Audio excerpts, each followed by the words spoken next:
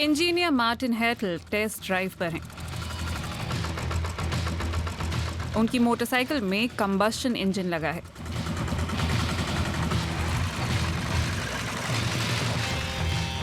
लेकिन इसके बावजूद इंजन का CO2 उत्सर्जन करीब 0 है, यानी किसी भी इलेक्ट्रिक गाड़ी से बेहतर। ज़ीमोन पोएलमैन और मार्टिन हेटल मोटरों पर रिसर्च कर रहे हैं।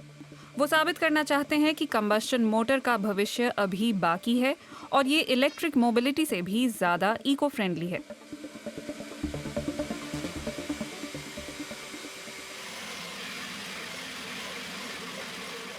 आइडिया नंबर 1 कहता है कि कंबस्शन इंजन बुरा नहीं है, बल्कि गड़बड़ तो ये है कि हम उसमें क्या डाल रहे हैं। इसीलिए इंजन को पेट्रोल या डीजल के बजाय गैस से चलाया जाता है, नेचुरल गैस से। ये मौजूदा डीजल के मुकाबले कहीं ज्यादा इको फ्रेंडली है। यहाँ दाहिनी तरफ नया गैस इंजन है और बाईं तरफ डीजल। डीजल इंजन में ईंधन सिर्फ कंबस्शन चैम्बर में जलता है। भविष्य में गैस मोटर भी डीजल इंजन की तरह काम करेगी, वो भी बहुत कम प्रदूषण, नाइट्रोजन और CO2 के साथ। नेचुरल गैस के कई फायदे हैं। हम करीब 25% CO2 बचा सकते हैं, लेकिन ये हमें इस तरह करना होगा कि दूसरे प्रदूषक तत्व ना बढ़ें। हमें ये इस तरह करना है कि ईंधन की खपत कम हो और किफ़ायती भी ये बना रहे। और आधुनिक कंबस्शन प्रक्रिया पर रिसर्च करते हुए हम ऐसा करने में सफल भी हुए हैं। हम भविष्य के इंटरनल कंबस्शन इंजन की ज़रूरतें पूरी करना चाहते हैं।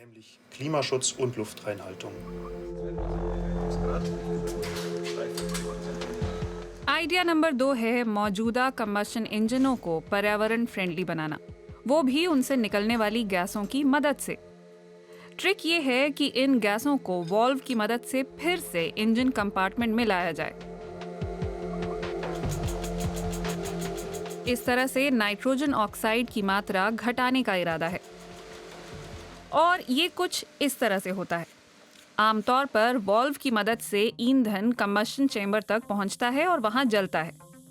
बेहद ऊंचे तापमान में जलने के कारण नाइट्रोजन ऑक्साइड पैदा होती है। लेकिन अगर इंजन से निकलने वाली इन गैसों को ठंडा करके फिर से कंबस्शन चेंबर में भेज दिया जाए तो ये ठंडी गैसें चेंबर को भी ठंडा करेंगी और नाइट्रोजन ऑक्साइड की मात्रा में जबरदस्त तरीके से कमी आएगी।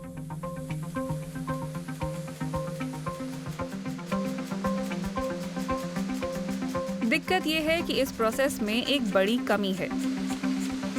जब हम इंजन के भीतर नाइट्रोजन ऑक्साइड बनने से रोक देते हैं तो ज्यादा कालिख पैदा होती है और ईंधन की खपत भी बढ़ जाती है।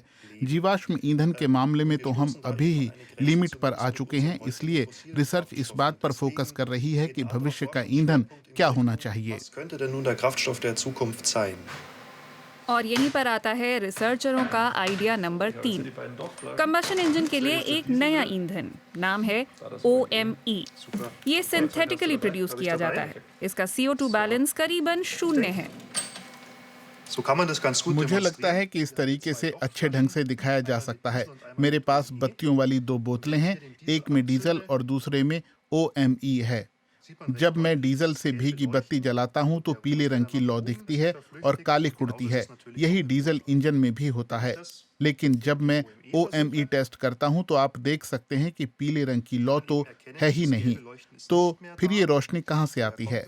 असल में ये कालिख के कण हैं जो बहुत गर्म होने पर चमकने लगते हैं, जैसे बहुत गर्म होने पर स्टील चमकता है। रोशनी का यही इफेक्ट इंजन में भी होता है, बिना कालिख वाला कंबस्शन।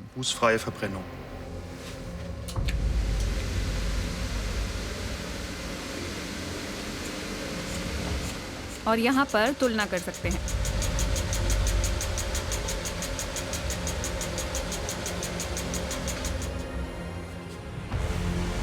पहले इंजन को डीजल से चलाया जाता है। जीवाश्म ईंधन कंबशन चेंबर में जलता है, उसी तरह जैसे बोतल वाले एक्सपेरिमेंट में हुआ था।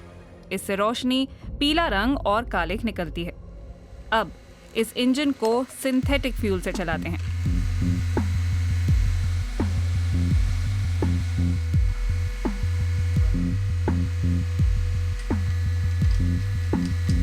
कोई दिक्कत नहीं हुई। ये भी डीजल की तरह कंबशन मोटर को चला रहा है, यानी आज के मौजूदा इंजनों को।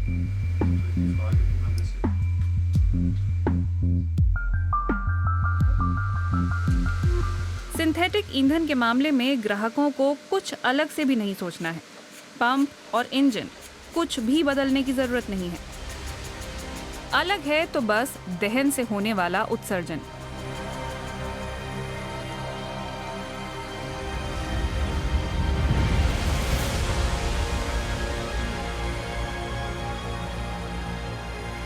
बाईं तरफ डीजल है और दाईं तरफ सिंथेटिक फ्यूल। बाईं तरफ कण, कालिक, नाइट्रोजन ऑक्साइड और कार्बन डाइऑक्साइड है और दाईं तरफ करीबन कुछ भी नहीं।